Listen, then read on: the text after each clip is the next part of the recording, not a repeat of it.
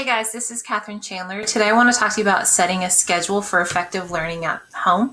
I know that our learning environment has changed a little bit with our virtual learning being online instead of in the classroom, but I want to talk to you about how to kind of mirror a classroom schedule to help ease the transition into homeschooling or learning at home.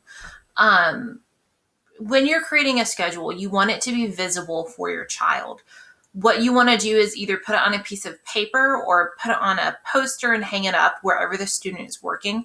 That will help the days flow a little bit more smoothly because there's some predictability in the routine. You want to have that routine consistent and predictable from day to day. I know that there is some variability in the day-to-day schedule of everybody right now, but as much as you can, it'd be really helpful to your child if you kept the schedule consistent and predictable, at least for the portion of the day where they're working on their schoolwork. It can be in the form of a checklist. In fact, I recommend having some sort of checklist for them because that'll help the student keep track of what they're supposed to be doing. And it will require less of you and less reminders that you will have to give them to keep doing their work or keep on track with what they're supposed to be doing. Using timers can help them monitor that schedule. You can have a physical timer, or you can even go on Google. Google has timers that a lot of the students already know how to use.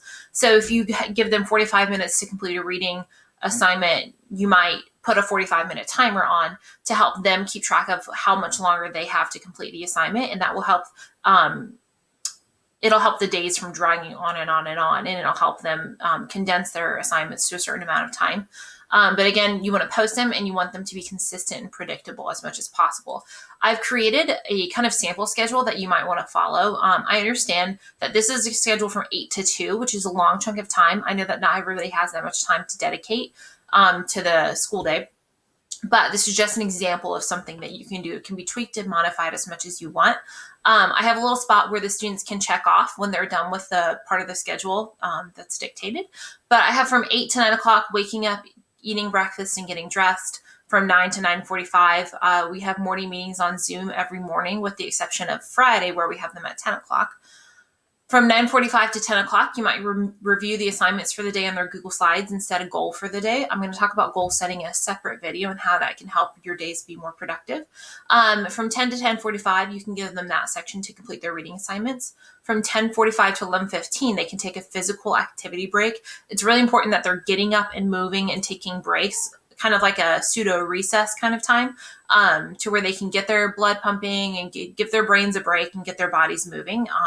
You can go outside. You can use Go Noodle. That's a free resource for both educators and for parents at home.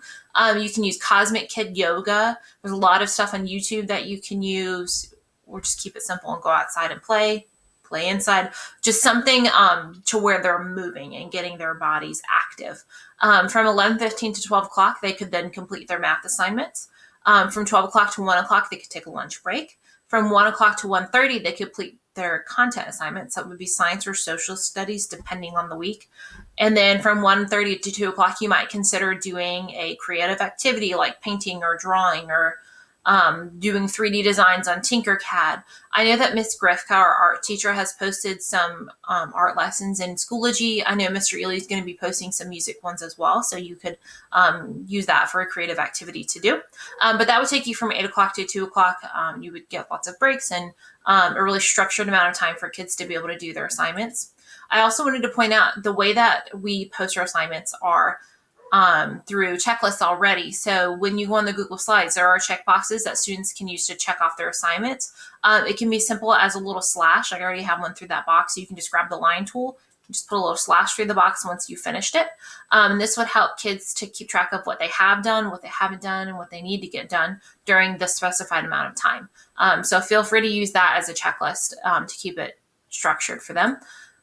I also wanted to point out the working environment for the student. I would recommend establishing a consistent space where students can work.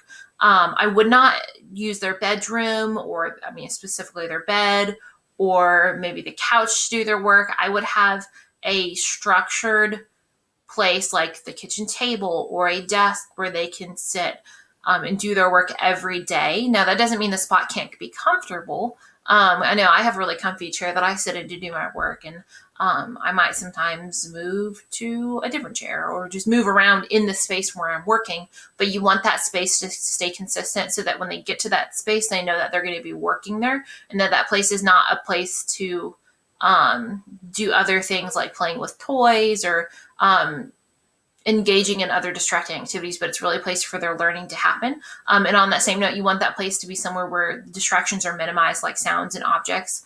So you just want it to be a structured place. So I hope this gives you a little bit of guidance in how to set a schedule at home. Please reach out if you have any questions, and I hope that you have learned something new.